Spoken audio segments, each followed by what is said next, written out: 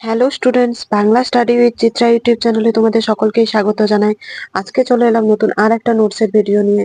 তো প্রথম থেকে শেষ পর্যন্ত সঙ্গে থাকো। আর নোটসটা যদি তোমাদের ভালো লাগে তাহলে অবশ্যই লাইক কমেন্ট সাবস্ক্রাইব করে দিও আমাদের চ্যানেলটা। আর এই নোটসটা তোমাদের বন্ধুদের সঙ্গেও শেয়ার করে দিও যাতে তাদেরও হেল্প হয়।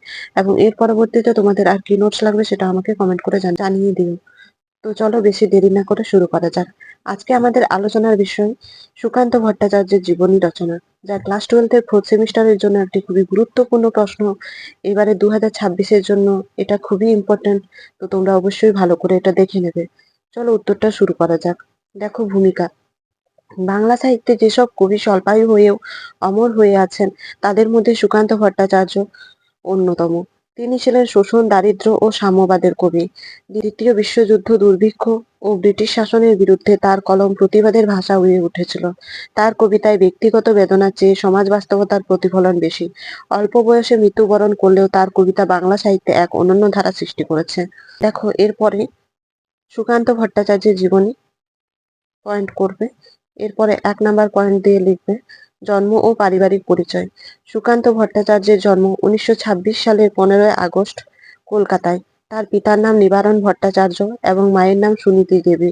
তার পরিবার ছিল সংস্কৃতি ও সাহিত্য চর্চায় আগ্রহী। ছোটবেলা থেকেই তিনি সাহিত্য ও সমাজ বাস্তবতার সঙ্গে পরিচিত হন, যা পরবর্তীকালে তার কবিতায় গভীর প্রভাব ফেলে। 2 নাম্বার পয়েন্ট, শৈশব ও শিক্ষা জীবন। শৈশব থেকেই সুকান্ত ছিলেন অত্যন্ত মেধাবী ও সংবেদনশীল। তিনি মিত্র ইনস্টিটিউশন স্কুলে পড়াশোনা করেন। ছাত্রাবস্থাতেই সাহিত্য চর্চার প্রতি তার গভীর আগ্রহ তৈরি হয়। তিনি সমসাময়িক সমাজের অন্যায়, দারিদ্র্য ও শোষণের প্রতি তীব্রভাবে সচেতন হয়ে ওঠেন এবং অল্প বয়সেই কবিতা লেখা শুরু করেন। দেখো, 3 নাম্বার পয়েন্ট, সাহিত্য জীবনের সূচনা। অল্প বয়সে সুকান্ত লেখালেখি শুরু করেন। তিনি কবিতা লেখার পাশাপাশি গল্প, প্রবন্ধ ও ছড়াও লিখতেন। তার কবিতায় কল্পনার চেয়ে বাস্তবে রূঢ় সত্যই বেশি গুরুত্ব পেয়েছে। বিভিন্ন পত্রিকা ও সাময়িকীতে তার কবিতা প্রকাশিত হতে থাকে।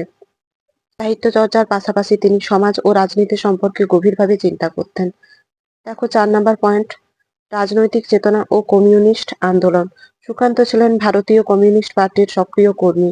সমাজতান্ত্রিক চেতনা তার কবিতার মূল সুর হয়ে ওঠে। তিনি বিশ্বাস করতেন কবিতা শুধু সৌন্দর্যের জন্য নয়, মানুষের মুক্তির জন্য। তার কবিতায় শ্রমজীবী মানুষের কণ্ঠস্বর, শোষণের বিরুদ্ধে প্রতিবাদ স্পষ্টভাবে ধরা পড়ে। নেক্সট, 5 নাম্বার পয়েন্ট, দুর্ভিক্ষ ও যুদ্ধের প্রভাব। 1943 সালের বাংলার দুর্ভিক্ষ সুকান্তের মানসিক জগতে গভীর প্রভাব ফেলে। অনাহার, মৃত্যু ও মানুষের অসহায়তা তার কবিতায় করুণ বাস্তবতার রূপ নেয়। যেমন ক্ষুধার রাজ্যে পৃথিবী গদ্যময়, হে মহাজীবন, 18 বছর বয়স ইত্যাদি কবিতায় তিনি দুর্ভিক্ষ পীড়িত মানুষের বেদনা ও ক্ষুধার্ত সমাজের নির্মম ছবি তুলে ধরেন। এই নেক্সট, 6 নাম্বার পয়েন্ট, কবিতার বৈশিষ্ট্য। সুকান্তের কবিতার ভাষা সহজ সরল, বাস্তবমুখী, তীক্ষ্ণ ও প্রতিবাদী। তিনি অলংকারের চেয়ে সত্য ও বাস্তবতাকে বেশি গুরুত্ব দিয়েছেন। অলংকারের চেয়ে বক্তব্যই তার কাছে মুখ্য। যেমন হে মহাজীবন আর এ কাব্য নয়, এই ধরনের কবিতায় জীবনের নির্মম বাস্তবতা ফুটে ওঠে। দেখো, নেক্সট, 7 নাম্বার পয়েন্ট, উল্লেখযোগ্য কাব্যগ্রন্থ। তার উল্লেখযোগ্য কাব্যগ্রন্থগুলো হলো ছাড়পত্র, ঘুম নেই, পূর্বাভাস, মিঠে কড়া।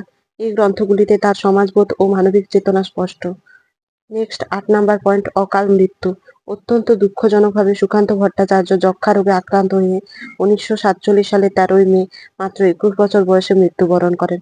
তার অকাল মৃত্যু বাংলা সাহিত্যকে এক অপূরণীয় ক্ষতির মুখে ফেলেছিল। নেক্সট, 9 নাম্বার পয়েন্ট, মৃত্যুর পর সাহিত্য প্রকাশ। সুকান্তের বহু কবিতা তার মৃত্যুর পর প্রকাশিত হয়।